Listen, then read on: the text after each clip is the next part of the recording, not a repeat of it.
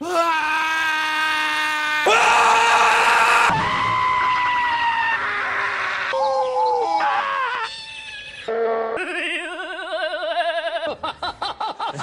where are my socks? Honey, where are my socks? Honey, where... Daddy, would you like some sausage? Daddy, would you like... Fucker! You fucker! Fucker! Oh! Huh? What the f...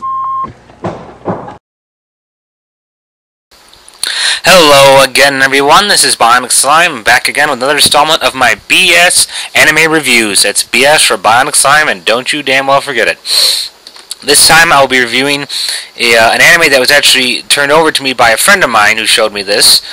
This will be a review for the harem anime Mabaraho. Mabaraho is brought to you by ADV Films and is directed by Shinichiro Kimura.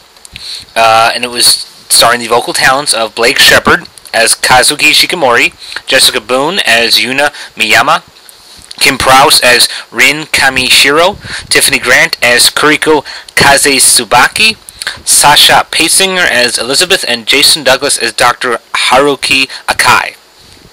The plot of Mabaraho. Mabaraho takes place in a world filled with magic and sorcery. Everyone in the world has the ability to do magic, but they have a limited number of times they can use that magic.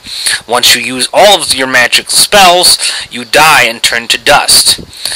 The main character, Kazuki, is 17 years old and he attends Io Academy. It's a school for specialized elite magicians. However, he is originally viewed as the outcast because he can only do 8 spells. However, it is later discovered that he has extremely powerful magic genes, which means that not only are his spells extremely powerful, but that means that anyone who fathers a child with Kazuki will give birth to quite possibly one of the most powerful magicians in the world.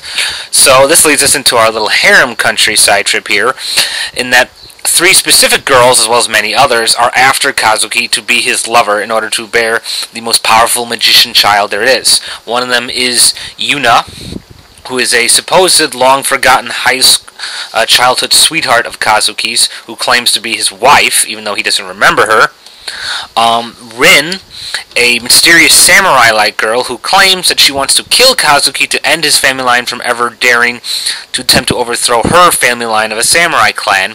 And Kuriko, a rich bitch, kind of snobby rich woman who wants to basically have kids with Kazuki, then dump him and leave him, and just bear the children of the greatest wizard in the world. So now Kazuki has to try to figure out how he's going to work going through school with these women and try not to use his spells and ended up killing himself.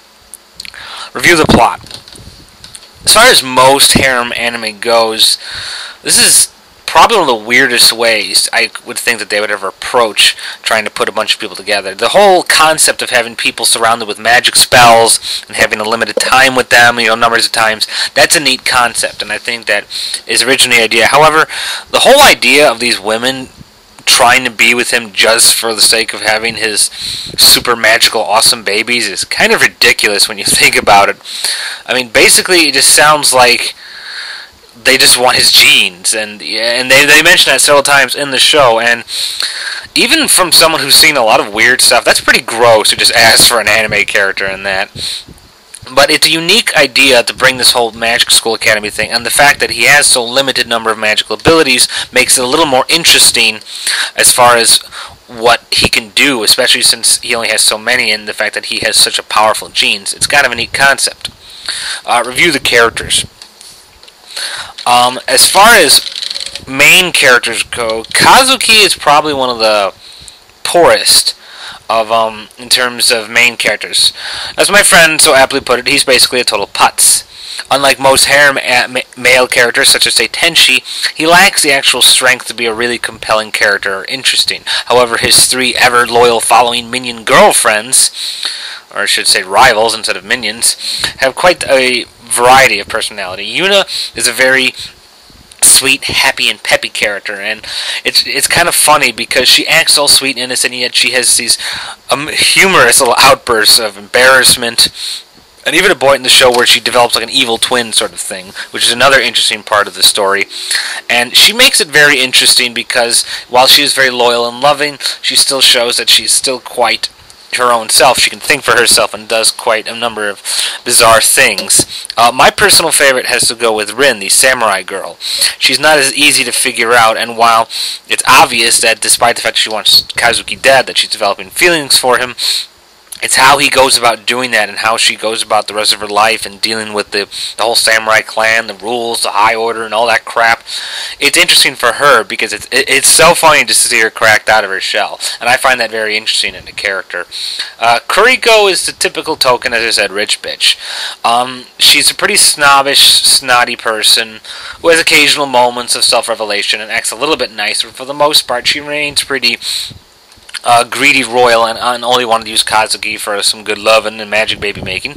The only thing that's interesting with her is when she has this ghost named Elizabeth come and live with her, and then she makes things a little more interesting because the ghost just pops up out of her breasts. Apparently she lives in her chest, which is a hilarious concept in and of itself, and I think her gave the character of Kuriko a little more interesting concept, a little more variety of personality work. And there's a lot of characters, a lot of reoccurring characters, but none of them are as particularly noteworthy as these three. So I just felt that I wanted to say that as far as leading cast goes, they do a pretty good job of keeping your attention and your interest, for the most part anyway. Review of the music and the animation. The animation is extremely colorful. The girls' outfits, their hairstyles, and everything alone are very obvious indications that this is a very brightly colored rainbow-like show, and it's neat because it makes the series work in a much more visually appealing way. The characters don't fall into any bland stereotype looks, or at least in terms of appearances. They all have unique appearances and also costumes that they change into a variety. They keep the show very visually noteworthy. It's not a nice eye candy, it's not mosaic perfect artwork, but it's nice to look at. The music is extremely catchy. I'm a particularly fan of the ending theme song to the show, and I even have an MP3 of that. I loved it so much.